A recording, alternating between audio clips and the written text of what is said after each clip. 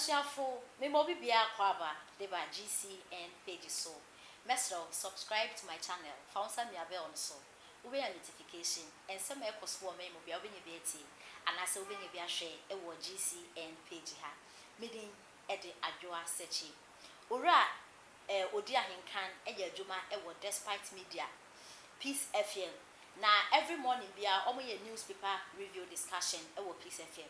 Na na pay omo newspaper review discussion omo ye no e na omo eka ensebia e circulate e wo social media no so na dofo ensema e circulate e wo social media no so ya de ya rebo pa na say ye beka ya youth no e sorry say #fix the country na bra youth ni sorry no Ghana fu bi so e ka say empenifo no betumi affect the country na unless say yen citizens ni so no ye change your mindset and I say suban bi e da na di e wo man Ghana no His Excellency Nando Akoffu Addo ebeye Ghana mampeni ohwe hunyan se ambulance endorse so e wo my Ghana muti okra bi e de ebai one district bia one constituency bia enya ambulance ba kwa chese sadin de ya His Excellency ya de e de bona ba super papa e wo my Ghana mu na endra yen ko internet ne so chese ambulance na Nando e kra bai no e na constituency bi na ambulance ne kra na e bai no mo chese wo yare na se wo frɛ na e be fa wa wentu akra 500 cedis 600 cedis wo betua ambulance no se hwan na ohwesu hwan na ohwesu district bi one day omo de twe cement no omo de ambulance na Nando artisika akoto no omo de etwe na video we ebese journalist bi na okutwa ya chese o de eba out e circulate and amafo e ka ho sensema na ho discussion omo ye e wo Peace FM na wura odi ahenkan e chese Ghana for the abru ye ntiri inipa boni sem no e ye ndeyi papa yes or yes fix the country face the country fixing the country no yes citizens ne so no ye ka ho e se fix your mindset and na chese suban bi e de na dina African phone akasa no hey chese face the country the yade beba so because country ni penifone fix in the cra yenti memfone ye Africans ni adwene ye be say because they kosi e yade a enhye da enhye nkran enhye da enye sa na eno e na orodi ahenkan e chese esa adwempone e wo ye ntiri biti no obi kra te ho e pese e His Excellency Nando Akoffu Addo na membu obu obefeli na eno orodi ahenkan chese na wo ye citizen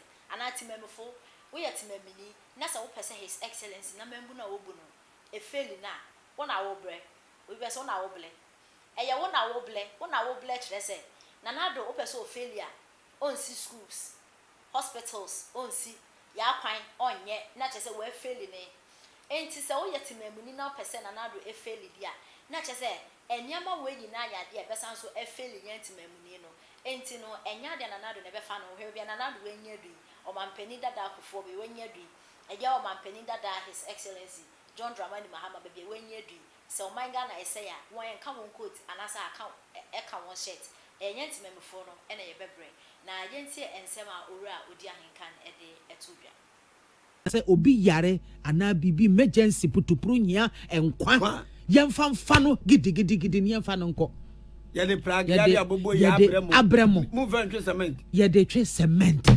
What kind of people are we? Just say your mentality ne dey in fact no. Areho. No. Enti me say odi yeah omo adwena pro no about 95%. I'm telling you. Because thank you. Thank you. No very my yeah na ye bebre wonu babadu wonu Mahama Kufuo Akoffu Addo. One more pai. Me no dey betwa fe.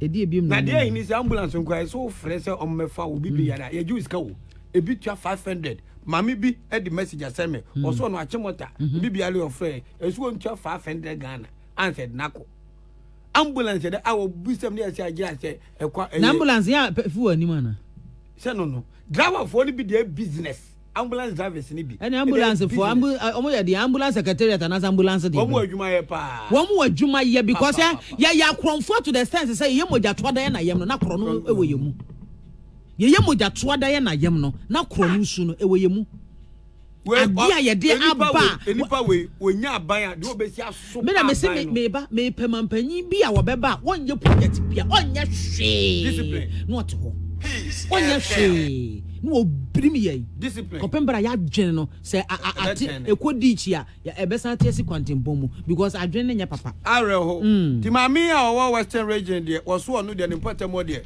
say we ketra na ye wo so be wiawia wo me de fa ne kon ho wo me de fa nto wo me ne ni na ho so hu nti na wo hu ya ai hu no hu ya no me de fa ne kon ho kro no de wo mo bo papa jeni metron oba bezi a wo di taxi ko school mu ko wia e wala ka Tuesday morning aduane e dia amase yemfa no amankoda ni very comfort a good comfort for any man say comfort we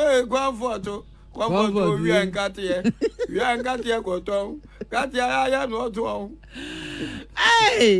na ayi odi me bo ayi bi so e wo daily graphic na menya full details na fe na menya ese se wo chese eye etiamra pa se wo yesuapo a tertiary institution bi na wo be advertise sign wo run this program we wo run this program wo ni accreditation courses now wo bobo so no kra no wo dan register ye wo dan nim course na ni so ene ade no se nyame ya doma Education Regulatory Body Act 2020 Act 1023 say aba it is ade ni tiamra wo ye unya accreditation every National Accreditation Board for eho na wo ko advertise it esa wo ye new school bi a waba e na wo ye courses we into nkrofo school ho bra wonim se wonya accreditation a sa mra na ebedwo ye be mo atua we can to destroy. As long as it's not coming from our camp, we will not agree. Those who were smart enough, they left. Mumbisa Moho say, where is Kwame Ahoy? Where's Atu Ahoy? Those people that the NDC for Nankasano, the real main NDC for no, where are they? Why are they not on this journey with you guys? I don't know in our tiada. Because someone who say the current situation or the current state of NDC, problematic. To me, for money, bibia mani ye. I just yanko kunipa, yanko shiade, yan tiasia, ye per boys. Hey, let's organize boys, no more jama, and the NDC for beba. Ye do be a cocotte, ye penipa kakra ma party t-shirt, and ye couldn't NDC for beko. Hey, and so share and yashi, ye beko mufengu and yanko. Hey. Sa intimo de bia no we abukashi na abukashi eno nko a da bi nye na abukashi nko a NDC enye na abukashi nko a to da mo mama dwene no enye djuma mo manyankopon na ni onyam ndadi se mo de na adwene odem a mo no be ya djuma sebe some of you mo wonyansa chin sami jamfi enso sami jamfi be ba be ka asema kire no wagye adi na no mo na wo de be ya djuma. Inconsider ben. Mo be kokot afi mo wen mugase eko. Mo wen mugase afi de mo de to mo. Okay. Now, me ba ha na me be kasa. Na se manka me so me party asemo a. Mr. Ayi Akoffu Addo hold no say president elect. Into my question to NDC people, they say, what was your motive for trying to tell president say he shouldn't hold himself as president elect? Were you expecting a power sharing? Were you expecting, say, since that is the case, we will power share until we finally find a substantial winner? Say, Akoffu Addo ne winning ya na. I still don't get you guys. Then the bibia, minian we be bia no. Say yen tro, say yen nada, say ye wickedness. Just say like nothing better comes into their mind whenever it comes to the development of Ghana. And so will be bia bonne. Now, ye no. And almost signed the question petition. I'm taking you guys back because Ghana for me who say some of us ye mu bebre no ye yare awiefre ya ade we ye ho asetena pa no ema ye free ade entem because we the sum for 4-5 years na nyame adawro ma wo bi aba na say 4-5 years wo te han mu a won ko sum mu na nyame ama opportunity say koda say nipa ya say we tumi de han ya si wo so from fie 9 na sa wo kokoto abetia na say